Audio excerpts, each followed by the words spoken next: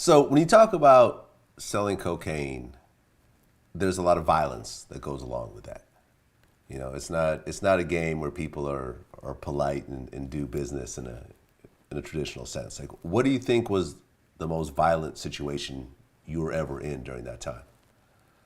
Well, I talked about a story this week about, I will say two things. So as I progressed in the game, um, I started, so I keep this story short. My coke route was messed up.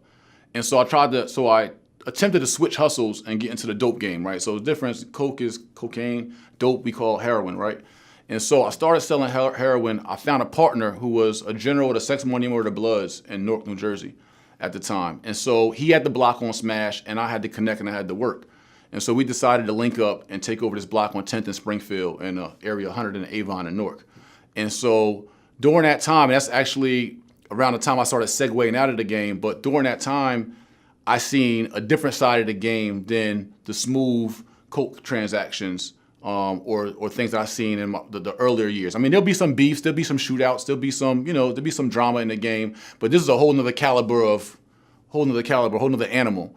And so, during that time, I told a story about having a killer in my back seat. Like, there's a guy that was part of our crew that, we knew was, a couple of them was killers, but that's all he did was to be a killer. Like, he'd get it done for $3, he'd get it done 1,500 on a bad day. And so one day, I forgot where I was taking him to, but he was in my back seat. And, I was the big homie in regards to, I was the one that was supplying everything and I was the one that had the bread. And it was just dawning on me like, yo, right now, like I'm food. You know what I mean? Like I am a opportunity for somebody on a starving day. And, I didn't like putting myself in that position. So I got him, who I know is a killer, who I know got a gun on him, riding in my back seat while I got a Cuban link Diamond J chain on.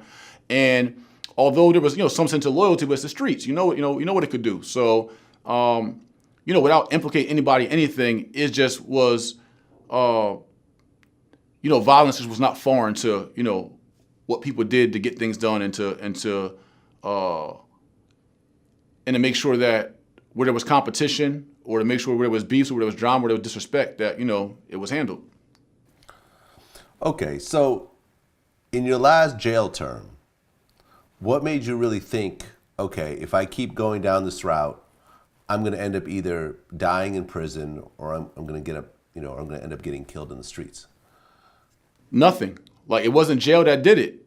I actually was still hustling. So in that period, I was still hustling, still supplying dope, still selling dope, still trying to figure out how I could make it in the streets. And one day on a block of 10th and Springfield in Newark, New Jersey, just standing there at 5:30 in the morning and watching my workers and watching my operation and just kind of reflecting and sitting back, I was just like, yo, what the hell you sign up for? Like, this your life? Like, yo, you 25 years old. My daughter was turning 7 years old. My daughter was born while I was in prison. And I'm like, all right, you had some cars, you had some jewelry, you made some money, but she can't really be proud of you. Your mom really can't be proud of you. Like, you got 3 felonies in 3 different states. Like, where you going with this? And so it was just me having a self-reflection and really challenging myself, saying like, yo, are you a drug dealer or are you a hustler? Because a hustler can hustle anything. A drug dealer only can sell drugs. So I was really trying to see what I was made of. And like, I knew I had swag, I had charisma, I thought I was smart, I thought I was bright and all these other things, but all I did with my talents was sell drugs. So seeing that and then just seeing the environment that I had put myself in and what I was exposed to, I would ask myself, well, where are you going to be when you're 30, realistically? And see, when I was 17 and I started hustling and I was getting money, I used to calculate, so I went back to high school and I graduated, right? So I was off of high school. I went back to an alternative school for the bad kids, you know what I mean? And I ended up getting extra credits and I graduated. Well, I remember being in high school calculating the $7,000 I was making a week and how much I'm making a year and how much it'd take me to get to $1 million. And like, I really believed in the game. Like, I believed that I was going to be, a millionaire off the game. I was going to be able to retire off the game. I was going to be able to feed and provide my family off the game. Even when I thought about myself being locked up, I was like, I'll be locked up and I'll be the lamb for my family. I'll sacrifice and go to jail forever as long as my family's straight. Like, that was my mentality. Like, long as they good, like my mom ain't got to go through, she going through no more. My brothers and sisters ain't got to be poor. Like, so at 25, 10 years later, I was like, yo, this ain't going well. It's not going how I planned it. And so that day, real estate had been introduced to me while I was on parole. I took shots at it. I had built my credit, but I just never had put any full-time energy into real estate investing or being a realtor or a mortgage professional or anything in that world. I would dibble and dabble like, nah, it's not fast enough, I'm out. And so that day I was like, yo, if you really a hustler, then go hustle that real estate shit. And so I literally that day, later that day, I gave the rest of my work to my man. I had some coke left from another operation, gave that to my other man. I had my family phone and my trap phone. And that day I was just driving down the street and out the window, I just cracked my trap phone. And I was like, yo, I'm done. And I walked away from the game cold turkey. So it wasn't prison that did it. It was just me that did it. I made my mind up that I'm actually better than this shit. And I went out here and been better than this shit. Okay, now you knew Emory Jones, who's Jay-Z's man? That's my big brother. That's my mentor. Okay. And how did you guys actually, get to know each other? So when I was locked up down in Maryland, I was locked up at Eastern Correctional Institution, right? So it's a prison down Salisbury, Maryland. If you know Emory, you know Emory's from the Cambridge area, Maryland, Eastern Shore, that section. So in prison, they called me Jersey, and I was one of the fly. So in Maryland prison, you were allowed to wear your street clothes. You didn't wear jail uniforms. So it was like a dressing contest in jail. So I'm in prison in 2002, 2001 with Coogee sweaters on, Coogee socks, you know what I mean? Like we getting fresh and Nietzsche sweatsuits, Saint John sweatsuits. And so some of the guys who were also getting money who were from that area, we real recognized real. And we took liking to each other. And so when they seen me come home and 4 years later, so I came home in 2001, 2002, and then 4 years later, I got into real estate, and that's why I have success in real estate 2006, 2007. These guys doing 10-year terms, right? I was lucky and I got an 18-month term, but these guys, because I had a warrant in New Jersey, they had me in a medium B prison. So I wasn't like in a camp, I was like in a high-level prison. So the guys all around were kidnappers. My cellmate had 2 homicides. He had a double life sentence. My cellmate was in prison for 30 years. So I was in jail, all the big boys. And so one of the guys, we stayed in touch, and I would send him some money, some pictures from time to time, and just keep him alive. Because, like, pictures do a motherfucker for somebody in jail. Like, I don't even write letters. I just send pictures. I don't say shit in no letter. I'm going to just send you some pictures. Like, look at that shit. And I know what it did for me when I see pictures from the outside world. So I would just send a guy pictures, and then they had some connects down Eastern Shore, and they knew I had some plugs up in Jersey. So, we linked some things up while I was in the streets and shit like that. And then when I transitioned to real estate, and started having success, I was on BET on a show called Transformations. And then I won the Rockaware I Will Not Lose contest. And so my guys was in prison and they looking up on BET one day and they like, yo, that's Jersey right there. So they like, oh shit. And so one of the big homies who I never really spoke with that much, we seen each other in prison, but we never really built a relationship. He reached out to me. He had a cell phone in the joint and he was like, yo, my bro E is coming home. He's like, I want to introduce y'all. And so, they were fam with E from their Cambridge days, their Eastern Shore days. And it was a mutual respect because of how I held it down. Even though I'm from Jersey and I left prison in 2001, I stayed in touch and kept it real with these guys for 7, 8 years. I kept them alive. And so, and did some, favors for them. And so they introduced me to E and then eventually they came home and then E and I just built a bond as at that time in 2009, 10, 11, I was taking my shot outside. I made a lot of money in real estate, so I'm like, I'm gonna start a record label. Like, well, hey, I'm a black man, I'm starting a record label. So I went and took a shot at the music industry with an artist, Brian Gibbs. And so Emory came home around that time. So I came like, oh, E cool with Jay. They got Rock Nation, or Rockefeller at the time. I'm gonna bring my artists over to them. It's gonna be love. And then E was like, look, man, everybody do this music shit. Anybody can do this music shit. He's like, everybody can't do that real estate shit you do. He said, when I was gone, I heard about you being a man in real estate. He was like, yo, I think you should do that shit. And I thought about it, and I was like, you know what? He was like, do what you do best. That's what he told me. He was like, do what you do best. And so I thought about it, and I was like, you know what? I could try to compete with everybody in music, or I could just go be the man in real estate. Like, everybody can't rock that lane. And so that's what I did. I really folded my music company, like folded everything up, rebranded myself back into real estate, and got with Sotheby's International Realty, ended up getting a gig on NBC as a celebrity realtor, wrote my first book, Hip Hop to Homeowners, and just really started going full steam ahead into real estate, and and then just blew up and did my thing from there. Now, when you talk about real estate, I mean, that's a very rough game in terms of amassing money. It's not. It's a misconception. Okay, we can discuss that because I have my own opinions. That's why I'm here. My own experiences. We'll Right. get into that part later. Oh, gotcha. But in terms of your real estate career, what do you think was the secret to you succeeding in this game and also making most of your money in real estate? Honestly, man, it's this right here. It's the work ethic, my hustle, my grind. Everybody else in real estate, the typical real estate investor or developer or a realtor or mortgage professional or anybody in the industry, they cut their phone off at 5, at 6, at 7 maybe. I never cut my phone off. I didn't cut my phone off when I was 15, I cut my phone off when I was 19, I cut my phone off when I was 25. I always hug the block.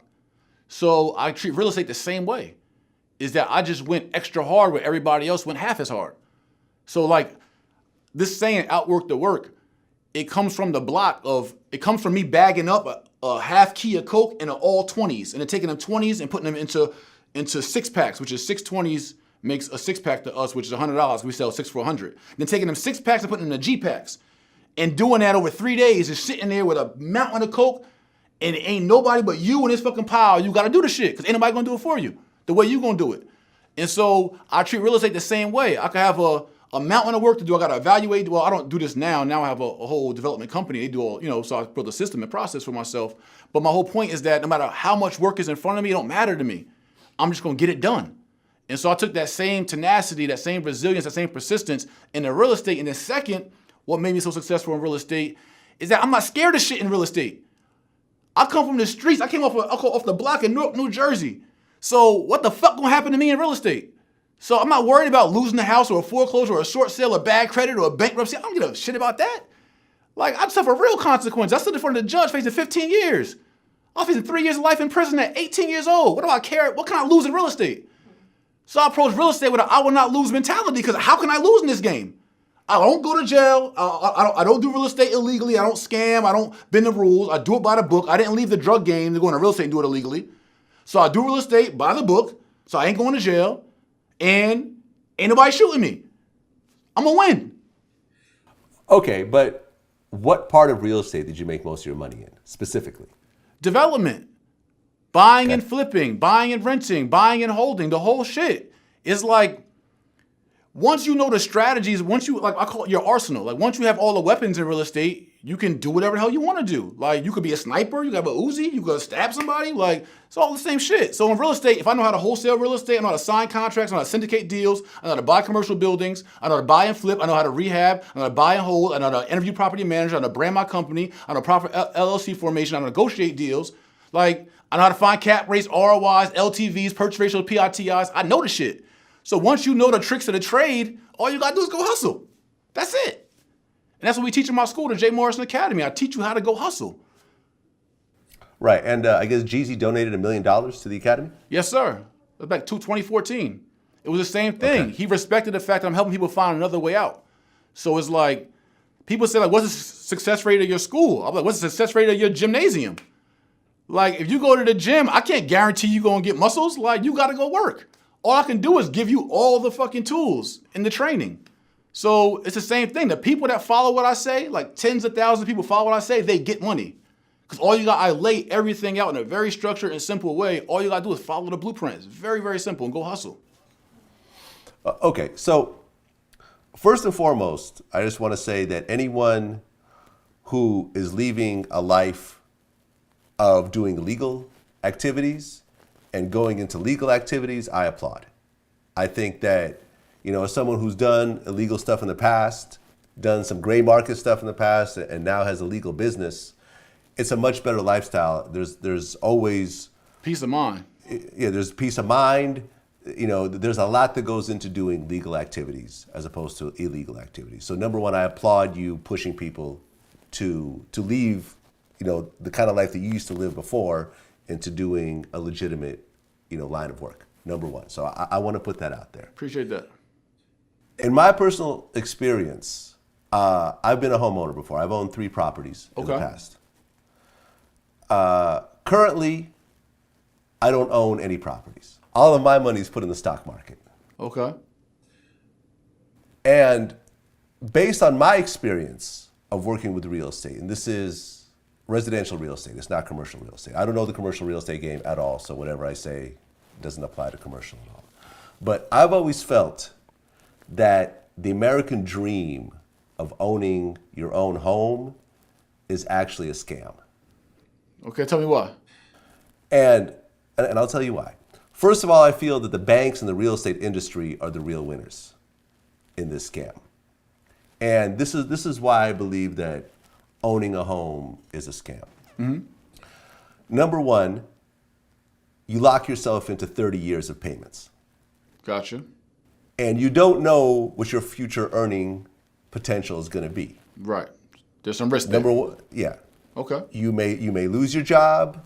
You may have to get a new job, or you might have a job that earns way more than you earn now. Right. So therefore, whatever you lock yourself into for 30 years may not apply in the future. Okay. And now if you do lose your job, which has happened to me before, Right. Where I had to shut down my own business, the stress of a mortgage payment when you don't have any income is enough to kill you. Depends on your level of your risk, your your stress threshold. I got When you lock yourself into a mortgage, when you can't make a certain number of payments, the bank ends up foreclosing on you. Gotcha. They take your property. They also take whatever down payment you gave them initially, and they go and ruin your credit. Okay. Which makes your life very, very, very difficult in the future. Okay.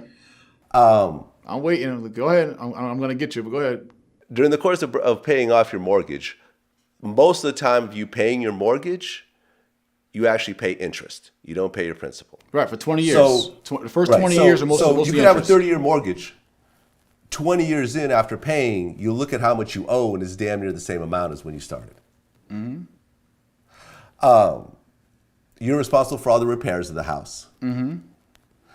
And when you actually do sell your home, a huge chunk of money goes to the real estate agents, both the buying and selling agents, as well as the closing costs.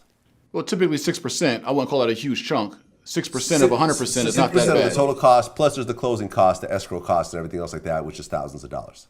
It can be, depending on the size of the house, and the closing costs can be deferred to the buyer, but I understand what you're saying. Right. Now, when you look at the stock market, you could buy and sell at essentially zero cost. Mm-hmm. When stock markets crash... A broker, because real estate you can sell without any cost as well, just don't use the broker. But in stocks, if you're using a broker, you pay costs as well. You pay commission on buying and selling the stocks as well. Can you actually buy and sell without a broker? Yes. You don't need a real estate agent to buy real estate or sell real estate. Okay, so you're saying that you could put your house for sale, you could put your house up for sale yourself, and Yes. then an individual has to approach you without an agent themselves and so forth. Yeah. But isn't that a rarity in the buying and selling of homes? Most homes are bought and sold with agents? Well, the Real Estate Association, which I'm no longer a part of, right? The Board of Realtors, the realtor is not just a real estate. Every real estate agent is not a realtor. The realtors are part of an association. They have millions of dollars. They do great marketing to make every homeowner and people like yourself think that you need us to sell your house because that's how they get paid. So that part is essentially a scam. The fact that real estate investment in homeownership education is not taught in our schools is a scam. They teach you how to dissect a frog, but not how to own a home.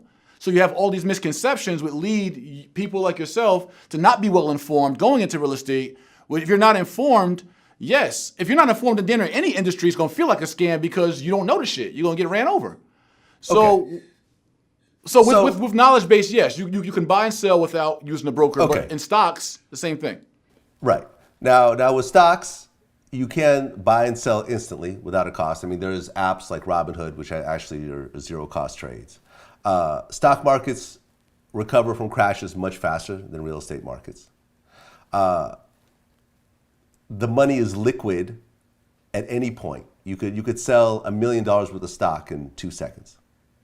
And the companies that you're actually investing in are actually generating money. Unlike a home, which is really, it's not generating money, it's just based on a price that people feel that it's worth.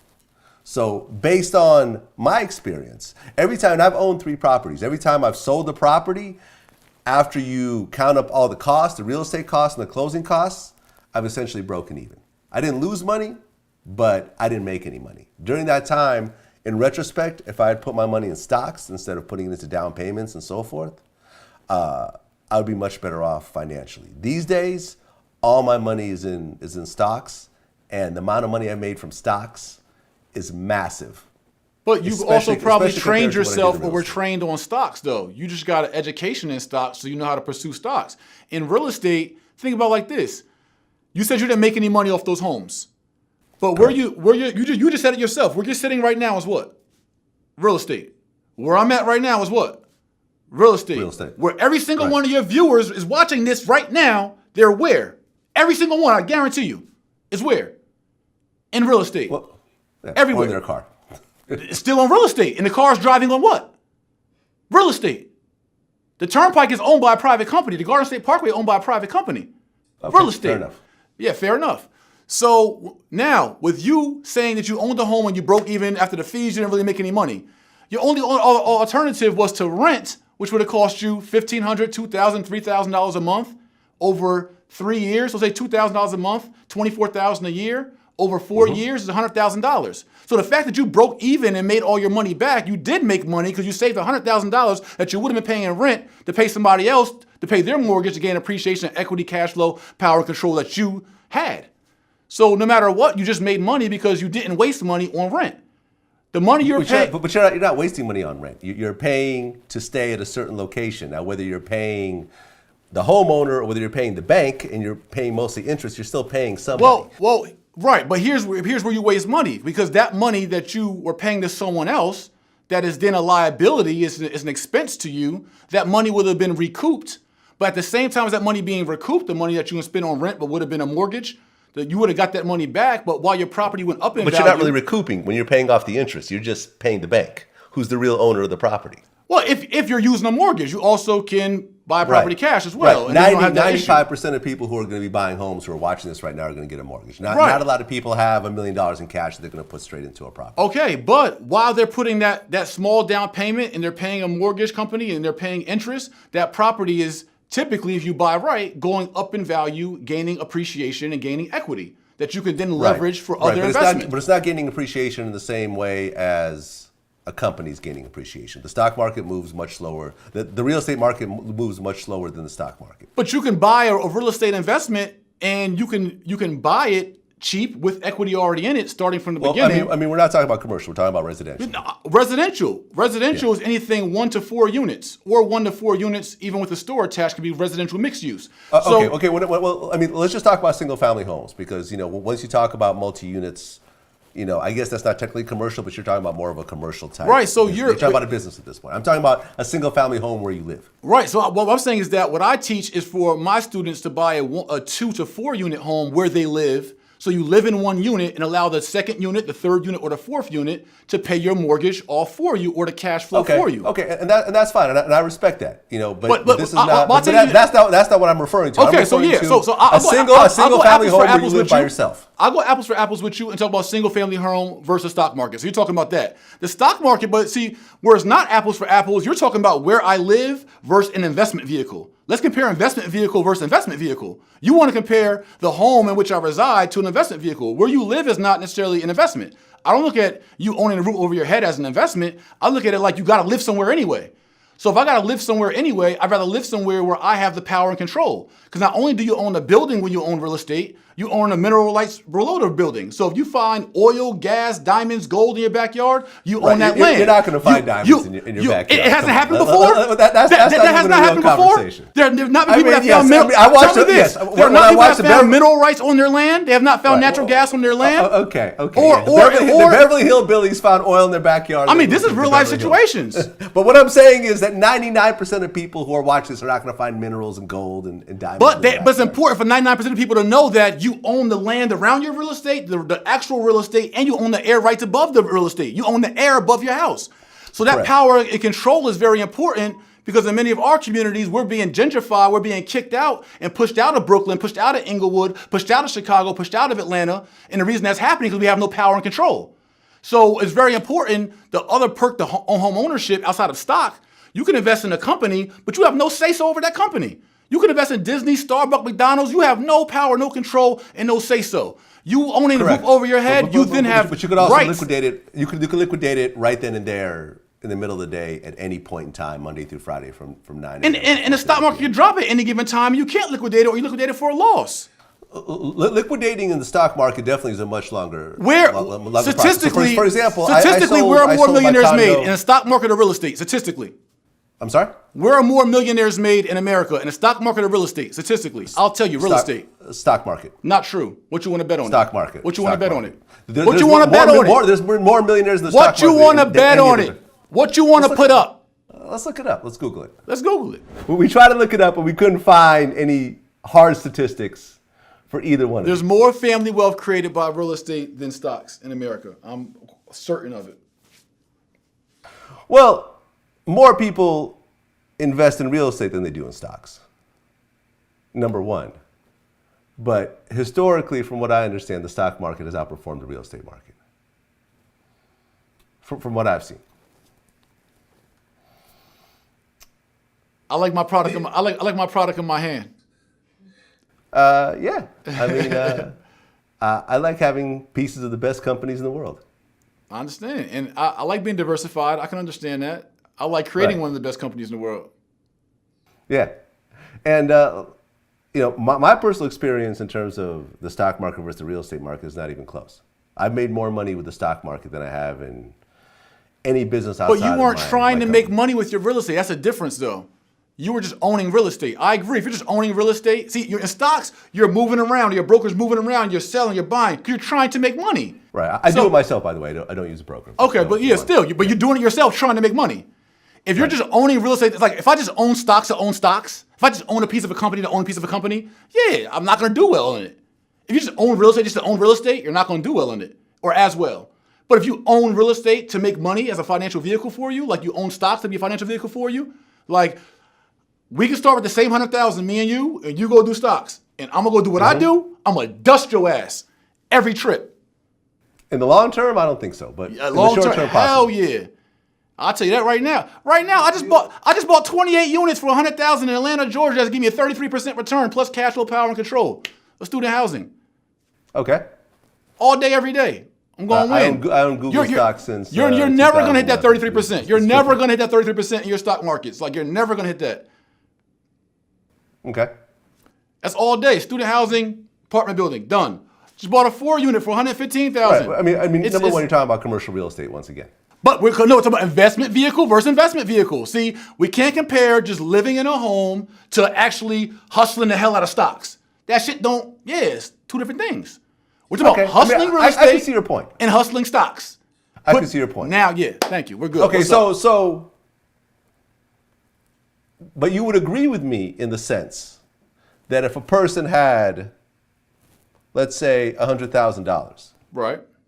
and they took that 100,000 and put it into the home that they live in, versus taking that versus renting and taking that 100,000 and investing in the stock market, they would do better in the stock market than the home. I don't know. I say if you follow what I put in my book, Lord of My Land, and you go buy a 2, 3, or 4 family house and you go live in one unit and rent the other 3 out, you're going to do better than you would have putting that money in a stock. Because now you're living for free or living with cash flow, and you got power control, and you got equity and appreciation, and you got the tax write-offs from the other units. So you got tax advantages, power control, equity and appreciation, and you got to live somewhere anyway. Right, you're talking about multi-units. Like I said, it's a different situation. If I owned the home that I live in, well, in my LA home, it would cut out a huge chunk of the money that I have in the stock market, and financially, I would not do as well. Right, you're saying you got better opportunity cost for that money, it being in a stock market as opposed to a big LA home down payment. I'm saying, based on my life experience, that if I took the same money, that instead of putting it into just a home or putting it into the stock market, I'd rather go put it into a 2, 3, or 4 family home or a multi-unit home or a single family that I'm flipping because I evaluated the deal. I know I'm buying it undervalued, it's distressed, and I'm gonna sell it for more than what I purchased it for.